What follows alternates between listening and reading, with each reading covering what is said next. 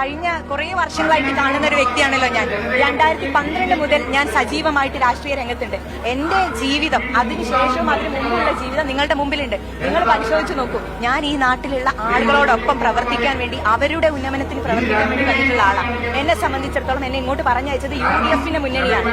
അവരുടെ നോമിനിയാണ് ഞാൻ. ഈ നാട്ടിലെ ആളുകൾക്ക് വേണ്ടി പ്രവർത്തിക്കാൻ അവരുടെ നോമിനിയായിട്ട് തെരഞ്ഞെടുക്കപ്പെടാൻ വേണ്ടിയിട്ടാണ് ഈ മണ്ഡലത്തിലേക്ക് വന്നിട്ടുള്ളത്. ഞാൻ വെല്ലുവിളിക്കുകയാണ്. ഇങ്ങനെ ഒരു പ്രസ്താവന നടത്തിയിട്ടുള്ള MLA അതേ പ്രസ്താവനയിൽ തുടരാൻ ആഗ്രഹിക്കുന്നുണ്ടോ?